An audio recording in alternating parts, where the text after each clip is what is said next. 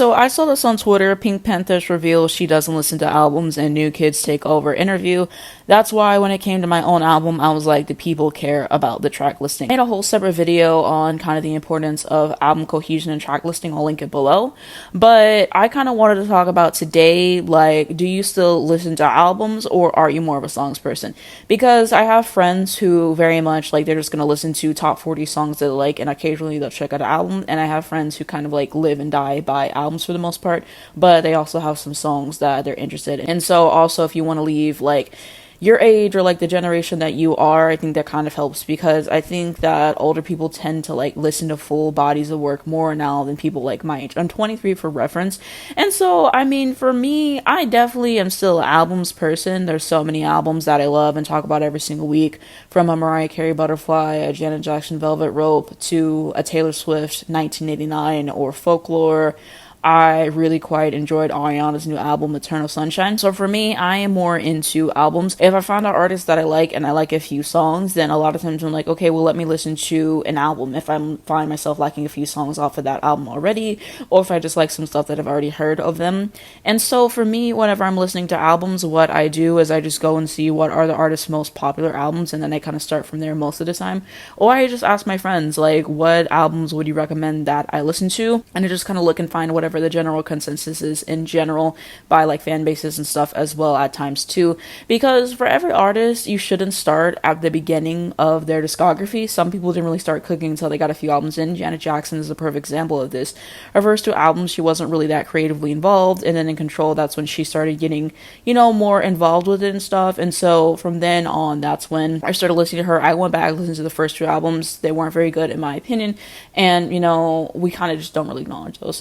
So I think it also kind of depends on the artist. It's also worth noting that sometimes whenever I like a few songs and then I go check out the full album, it's just not for me, or I find that the artist has just not really made songs like the one that I like. And some artists are singles artists. They just do not make really great albums. So I think that that's important to say. So I think there is a distinction between being a great singles artist and a great albums artist. And there are some artists who can do both. Look at Mariah Carey. I think that she's had some of the best singles to ever be released, and I think that her albums are really strong, so I think it's possible. But I mean, yeah, I feel like a lot of us also have a lot of songs that we like and we don't necessarily go up for the artist. Sometimes it's just a one and done for certain artists, and there's nothing wrong with that. But I mean, this is kind of sad for me to read. Like, do people care about the track listing? I think the track listing absolutely is essential and all that stuff, but I just love a whole album experience, honestly. Like, I love whenever a song transitions into the next song, and like you've listened to an album so many times and you're just anticipating the next song. You already know what it's going to be whenever you memorize the lyrics,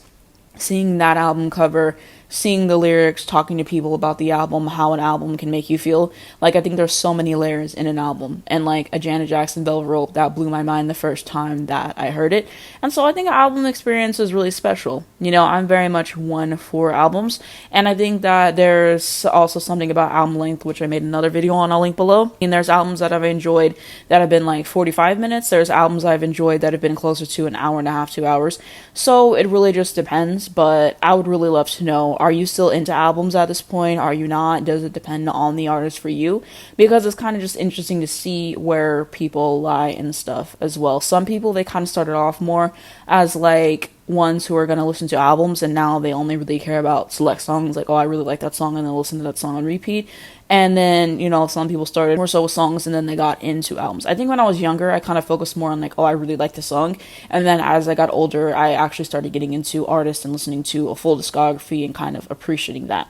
And so, yeah, I think that this kind of makes sense regarding her making all these short songs and stuff and just her entire style, so it's not really surprising. And I have a whole other video whenever she was talking about how, you know, songs don't need bridges and they don't need to be past a certain length, and why I disagree with that, and I'll link that. I think that some younger people aren't really into albums as much as generations past, because now we're getting used to all the shorter songs and albums and all that stuff. A lot of people are really into playlists, so I think that plays a part in it.